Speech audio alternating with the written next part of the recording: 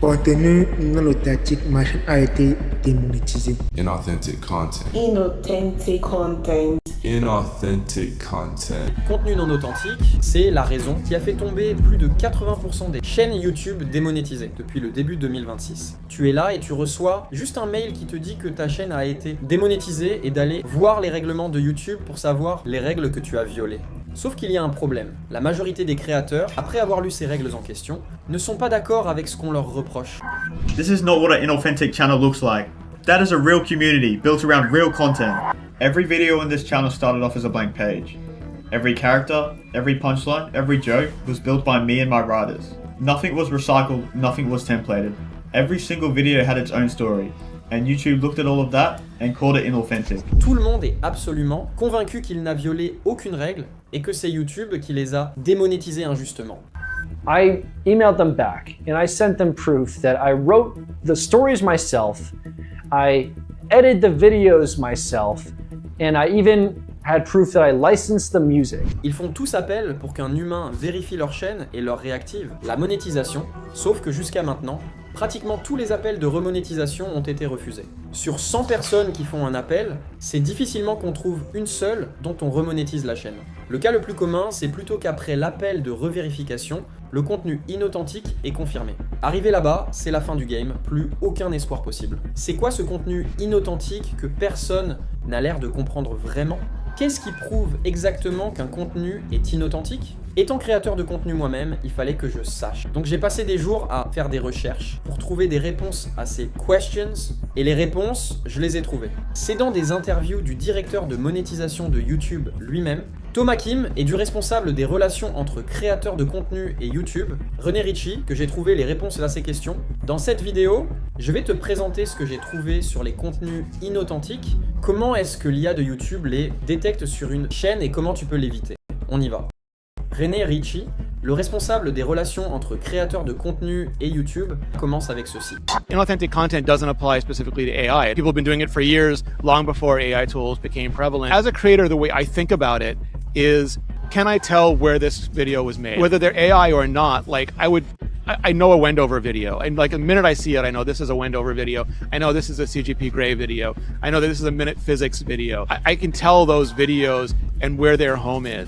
Donc d'après ce que René est en train de dire là, si on prend une des vidéos de ta chaîne et qu'on la met côte à côte avec deux autres vidéos, par exemple de deux chaînes YouTube qui font des contenus similaires aux tiens, et qu'ensuite on prend les trois vidéos là et on propose ça à quelqu'un au hasard, est-ce que cette personne pourra dire avec certitude que ces trois vidéos proviennent de chaînes différentes ? Est-ce qu'on peut reconnaître ta touche personnelle, quelque chose qui différencie clairement et sans aucune ambiguïté tes vidéos des autres vidéos similaires ? En fait, quand j'ai entendu ça, j'ai immédiatement pensé aux chaînes YouTube sur les histoires africaines, le business model qui a pété dernièrement et que tout le monde est en train de faire. J'ai pris trois chaînes au hasard et j'ai mis leurs trois vidéos côte à côte comme ici. Regarde ces trois vidéos et dis-moi si je t'avais pas dit que ces trois vidéos proviennent de trois chaînes YouTube différentes, est-ce que tu le saurais automatiquement toi-même ? En deuxième position, YouTube continue avec ceci sur son site officiel. Les chaînes dont les vidéos ne sont que très peu différentes les unes des autres ne sont pas autorisées à monétiser leur contenu. En d'autres termes, votre chaîne ne doit pas regrouper des contenus produits à partir d'un modèle et répétés à grande échelle. Maintenant, regarde ce type de chaîne YouTube qui est devenu populaire dernièrement. Je vais te jouer un extrait de 3 vidéos qui proviennent de cette chaîne-là et on va faire une étude. Born in Tanis, somewhere between 1090 and 1060 BCE. And guess what? You hit the jackpot. You're born into 17th century England, into what people might call a decent family. Not rich enough for fancy silk.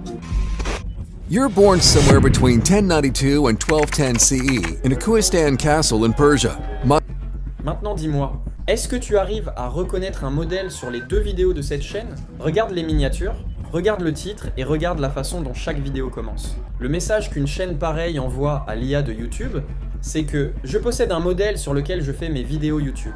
Toutes mes miniatures sont faites selon un modèle prédéfini, tous mes titres sont écrits selon un modèle prédéfini, je commence toujours mes vidéos selon une façon prédéfinie et mes scripts sont écrits selon une structure similaire. C'est la combinaison mortelle dont YouTube parle noir sur blanc sur son site officiel.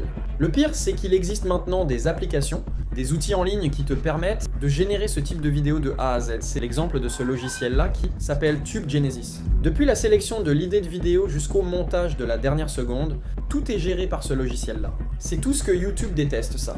En plus de ça, YouTube ajoute sur le site les contenus non authentiques sont des contenus facilement reproductibles à grande échelle, donc même si tu n'utilises pas un modèle ou un template forcément, pour faire les vidéos de ta chaîne, si c'est un concurrent qui prend la façon dont tu fais tes vidéos sur ta chaîne et est capable de dupliquer ça rapidement en utilisant l'IA, ta propre chaîne est à risque parce que c'est facilement reproductible à grande échelle. C'est surtout ici tu vas voir la majorité des créateurs qui se sont lancés, qui n'ont pas beaucoup d'argent et ont commencé par tout faire manuellement. Il fait un peu dans ChatGPT, un peu dans Claude, un peu dans CapCut et il vient dire qu'il a tout fait à la main lui-même. Non, c'est parce que tu es pauvre que tu fais tout à la main toi-même. Le contenu que tu fais, il est reproductible facilement à grande échelle quand on a un peu d'argent. Du coup, ta pauvreté n'est pas une preuve d'originalité. Je suis tombé sur cette chaîne YouTube là la dernière fois. C'est une chaîne YouTube qui produit des musiques IA à ma piano et il utilise l'IA aussi pour animer des images et faire un semblant de vidéo pour mettre sur la musique qu'il a générée. Ça, c'est reproductible à grande échelle. YouTube démonétise ça, ils l'ont dit eux-mêmes. Le point suivant concerne les shorts, et sur ça, René Ritchie dit encore ceci. If you actually go into the spam, scam, deceptive practices, or you look at the inauthentic guidelines, there are a bunch of examples in there. A TV show or a movie, and just editing it doesn't make it original. Ça, c'est l'exemple typique des shorts, où les gens compilent les meilleurs moments d'un film, d'une série ou d'un dessin animé, comme dans les exemples que je te montre ici. Loki is beyond reason, but he is of Asgard. I've reconsidered. You can't work where I work. Sheldon, I don't understand. I thought you said you were fine with it. But that was before Howard explained it. So can you tell me the rest of your plan now? I see now! The frozen pastry in my hand! Ce type de contenu, comme tu viens de l'entendre de la bouche de René, ça ne passe plus. En plus de ça, ce type de contenu viole une deuxième règle de monétisation. YouTube qui est contenu réutilisé. Et sur ça, le directeur de la monétisation de YouTube lui-même dit ceci. One of the really important things that we're trying to do with the YouTube Partner Program is that we reward creators that are making really novel, original content. And so reused content is when there's a video that features footage maybe from a TV clip or it's another creator's videos and it's uploaded without a lot of modification to it, right? And so what we're really trying to prevent there is a scenario where someone is profiting off of content that was generated by somebody else without actually adding a lot of value. Avec ça, je pense qu'on est clair sur ce type de shorts. Un autre type de shorts aussi a fait des ravages dernièrement. Ce sont les shorts où quelqu'un prend une histoire de TikTok, de Reddit ou de n'importe quel forum, il met des jeux vidéo derrière, soit Subway, Surfers ou des voitures qui sont en train de rouler derrière. Et devant la personne raconte l'histoire en mettant du texte. YouTube dit ceci en ce qui concerne ce type de vidéo-là. Vous n'êtes pas autorisé à monétiser des contenus dans lesquels vous ne faites que lire des documents que vous n'avez pas initialement créés comme du texte d'un site web ou d'un flux d'actualité. Donc tout ce qui est histoire que tu peux aller trouver sur je ne sais quel autre réseau social et tu viens maintenant faire un petit montage en espérant faire de l'argent avec parce qu'un influenceur t'a dit que tu peux faire de l'argent. Avec ça sur YouTube, ce type de contenu n'est plus monétisé en 2026. Ok, là avec tout ça, je pense qu'on a compris ce que c'est que le contenu inauthentique. Seulement les choses ne s'arrêtent pas là. Il y a une question à laquelle on n'a pas encore apporté de réponse. Comment savoir concrètement si ta chaîne YouTube est à risque d'être démonétisée? S'il y a une chose qui est sûre, c'est que l'IA de YouTube n'étudie pas en profondeur toutes les vidéos de toutes les chaînes YouTube, ça coûterait trop cher. Donc comment est-ce qu'il fait exactement pour détecter les chaînes qui violent les règles de monétisation?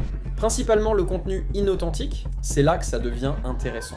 Pour ce genre de tâches, les développeurs entraînent généralement les IA pour détecter des patterns, des schémas répétitifs qui sont communs aux chaînes qui violant les règles de contenu inauthentique. C'est sur ces paramètres-là que l'IA se base pour rechercher, identifier et démonétiser les chaînes qui cochent les cases des schémas répétitifs en question. Donc si on arrive à identifier et isoler ces paramètres-là, on devient capable de prédire le type de chaîne que l'IA va démonétiser. C'était tout pour cette vidéo. Pour plus d'infos, rejoignez mon groupe Telegram en commentaire. Sur ce, n'oublie pas de t'abonner et à la prochaine.